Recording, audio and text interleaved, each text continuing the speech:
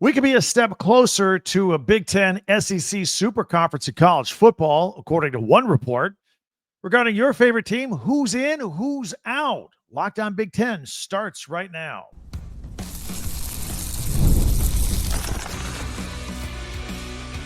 You are Locked On Big Ten, your daily podcast on the Big Ten Conference.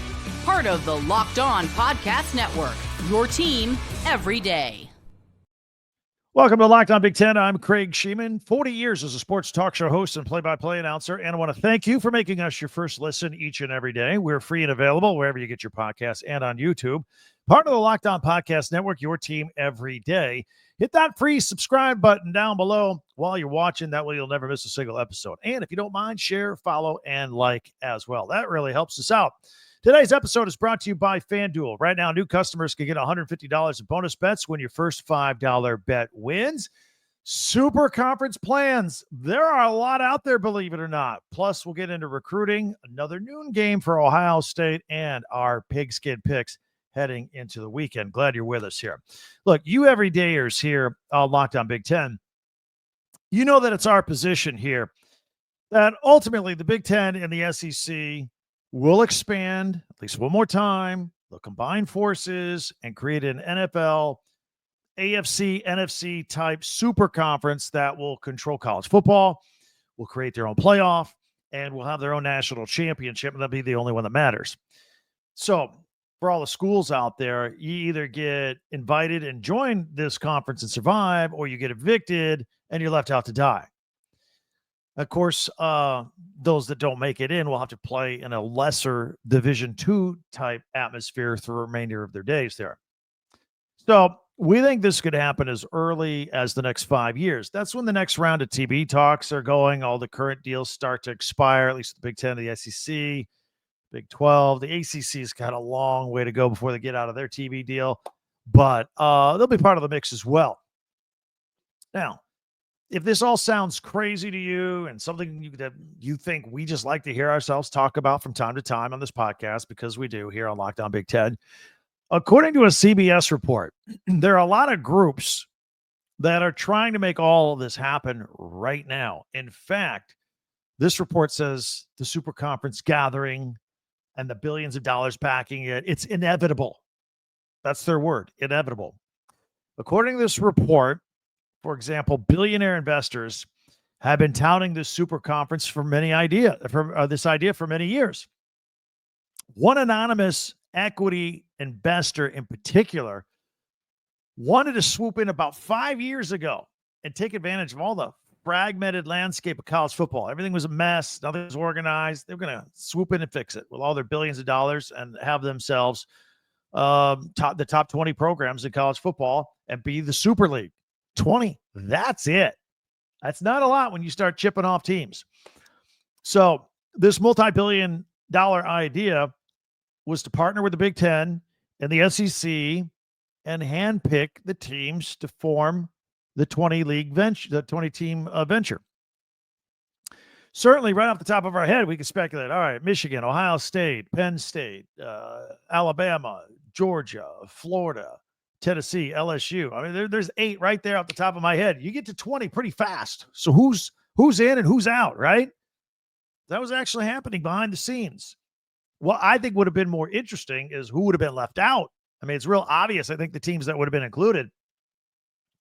But, I mean, take a team, for example, like Indiana, who at the time, 5-6 years ago when this was being talked about, was not seen as a valuable program football-wise. In fact, they had lost more games in the history of college football than anybody.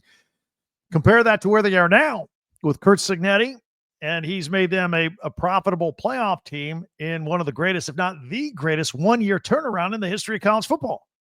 And doing it at the right time where the money is flowing. Certainly, we could expect teams like Northwestern or Vanderbilt to have been evicted in this plan 5-6 years ago. Academics are great for conferences to tout, but billionaire equity investors, they don't care about GPA. They care about ROI. It's a pretty good line, right? So this plan from a few years ago would have paid players as well because they would have separated. They would have been their own entity and they could pay players. That was part of the deal. And for them, the whole thing kind of blew up at that point because that's when all of a sudden name, image, and likeness popped up. And that's when we started going through this crazy period of conference realignment and expansion. And then the investment plan for the Super League just went by the wayside because all these things were happening. So fast forward now to 2025. In the days of athletic departments, turning over every financial stone, trying to uncover, any dollar they can to pay for these multi-million-dollar revenue share budgets they've got to come up with every year. There's a lot of stuff going on there. And investment equity firms, they're on the prowl again with all their money, trying to come in and buy college football. CBS, this article mentioned two projects by name, College Sports Tomorrow and Project Rudy. All right, the College Sports Tomorrow, that's kind of faded by the wayside. But these are plans. These are code names for their plans that are looking to equity investors that could come in with billions of dollars and form the Super League. There are conversations going on right now. Now, the College Sports Tomorrow one, they died down a little bit. But Project Rudy, there's still people talking. They're still negotiating behind the scenes with conference commissioners and trying to put together deals. And Project Rudy, they have an equity firm called Smash Capital. And they've been actively talking to Power 4 commissioners behind the scenes and Notre Dame and Notre Dame is always part of every conversation. Their idea is to pull together something a little bigger, not a 20-team league, but a 70-team league. Basically take the top 70 teams in college football. That's your league. And then everybody else, the lower FBS schools, you're going to have to fight for your own survival. This proposal, by the way, by this group, this Project Rudy plan, would eliminate games with their 70 teams against group of 5 teams and FCS teams. That's gone. It's gone by the wayside. Oh, and by the way, they're going to invest about $9 billion into their 70-team league. So, yeah, that's what's got the commissioner's attentions, and that's why they're answering the phone. So right now, Greg Sankey and Tony Petitti are talking about a current, 16-team playoff and who's in and automatic qualifiers. They're also having conversations about the next plan once we get past this, probably in the early 2030s. By the way, this whole Super League that's being discussed, it would be shopped as a standalone single media rights deal. So let the bidding begin between Fox and ESPN, CBS, Amazon, Netflix, anybody else you can think of. Only one would win. Now, the current TV deals in the Big Ten and the SEC, they expire in the early 2030s. And then they're going to be negotiating for more TV deals. This will be the time for somebody to swoop in as a multi-billion-dollar equity investor and put their plan together. Again, I don't know what the ACC is going to do. Their deal does expire to 2036. But if you listen to this podcast every day, we're pretty sure that schools like North Carolina and Florida State and Clemson, they're going to leave well before this deal is over with. They're just going to pay the exit fee and get out, probably by 2030. So they can be part of something like this if we go down that direction. Now, there are a couple of holdups, as you can imagine, in this super plan. All sides can't agree on postseason formats, and they can't agree on group rules, and probably can't agree on how money is going to be divided. Have you heard those arguments before? Yeah, same arguments we have today. So I don't know if we're going down that train track right now, but these are familiar topics.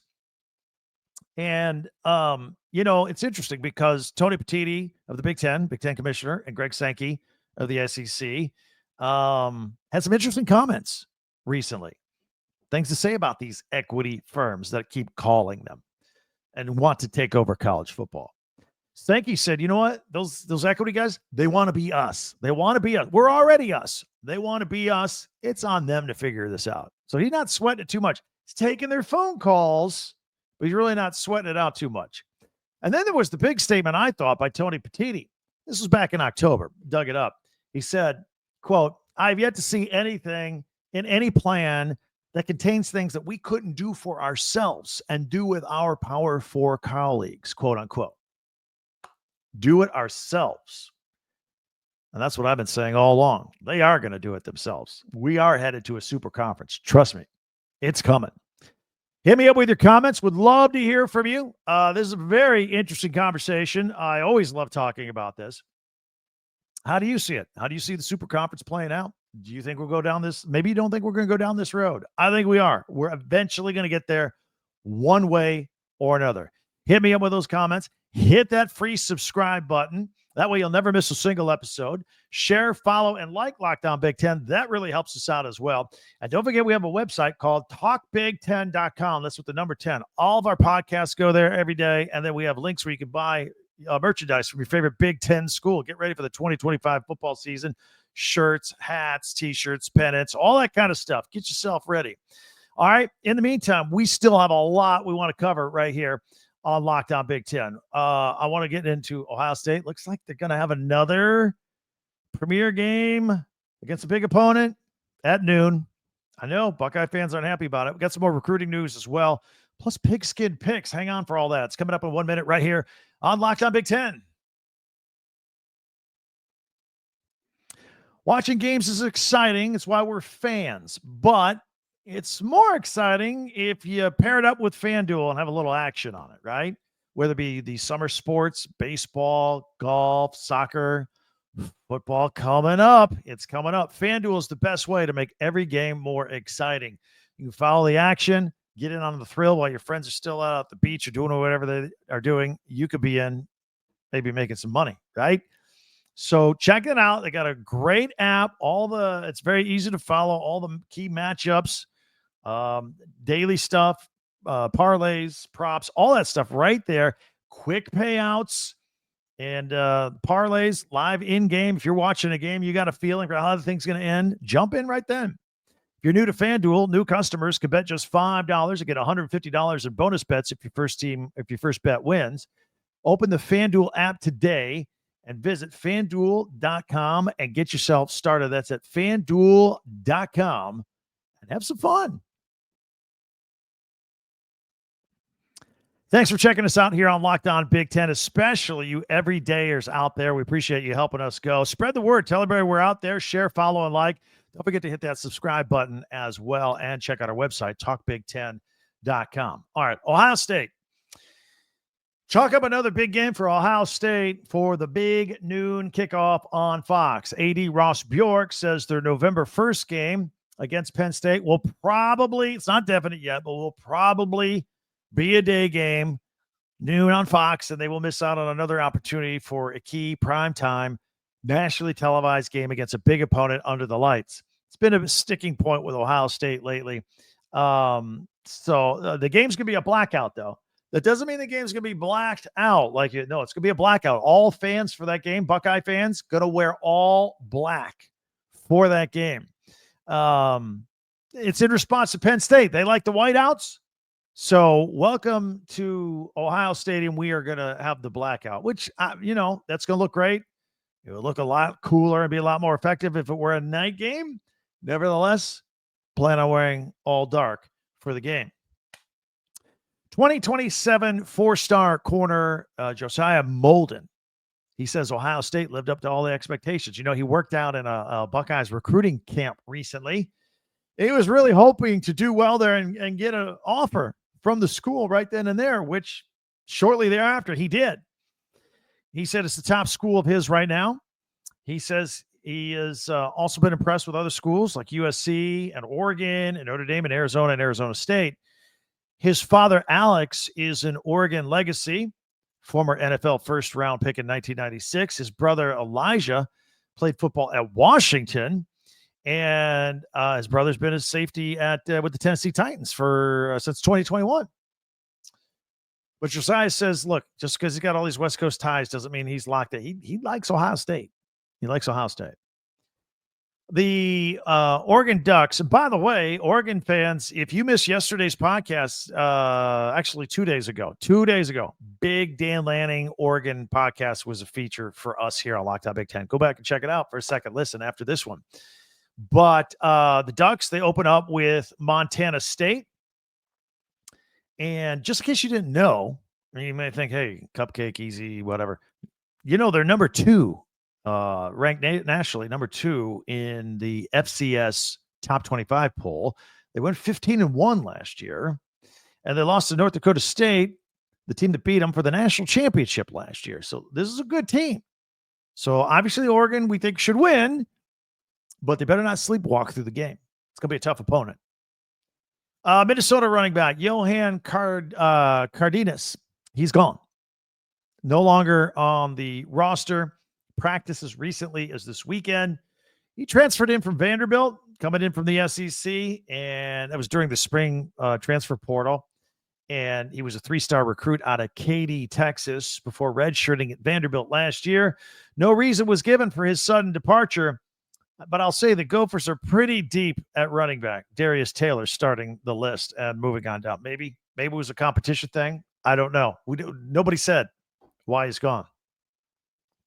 Let's talk about Wisconsin for a moment. The quarterback is an issue, right? The 5th best quarterback in the 2027 class, according to most rankings, Israel Abrams. He's visiting this fall, and quite a random group of schools that he's going to be visiting. Usually, you look at a kid that's looking at Michigan. He's also looking at Ohio State and Oregon and USC. Anyway, he's looking at Wisconsin. He's looking at Iowa State, Purdue, Tennessee, Northwestern. I mean, he's the top 5 guy in his position. Indiana has offered him. Look, Luke Fickell's got to get quarterback right. We're now going into year 3. And if this kid comes to Camp Randall, he won't be there till Fickell's 5th year, if Fickell's still there, right? So this kid seems pretty dialed in. Last year as a sophomore, I love his touchdown to interception ratio. His sophomore year at high school, 29 touchdowns, 3 interceptions. I like that on a quarterback.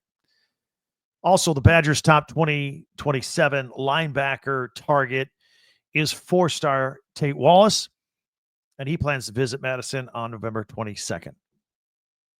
While we talk about recruits, remember there's still hundreds, if not thousands of kids out there that entered the transfer portal, haven't found a home yet. So, they hit the transfer portal in the spring, and some are still floating around wondering where they're going to go. And that's just for the 2025 season. Among them are Northern Illinois wide receiver Dane Partridge. He decided he is going to come to Rutgers and play for Greg Schiano. He'll still have 2 years of eligibility left. And in addition to playing wide receiver, he was Northern Illinois' punt returner. And that's probably going to be his likely role with Rutgers moving forward. And finally, we have some news out of Maryland. So the Terps, it was announced they're going to be hosting the 2026 Big Ten softball tournament.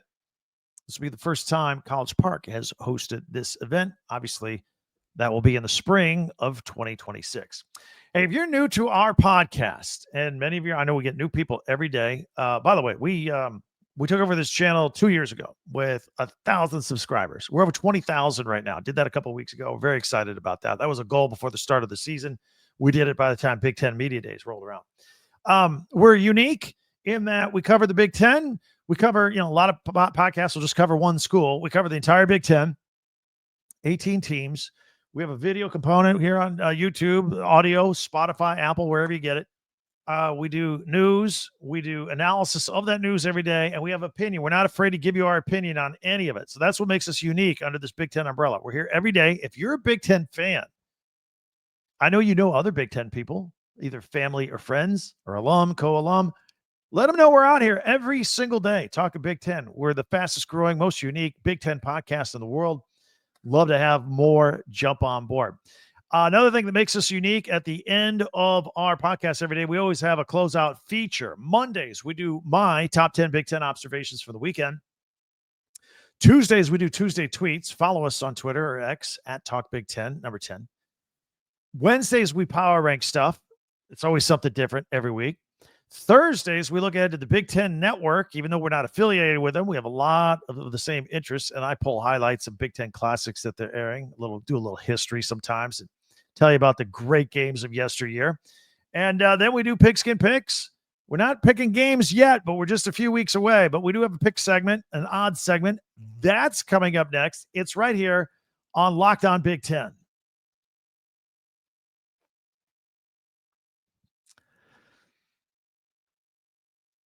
All right, it's time for our pick segment, and that's how we always close out the week. If you are on audio only, no problem. I'll tell you what we have on screen. It's a bunch of lists and odds and all that kind of stuff here on the video podcast.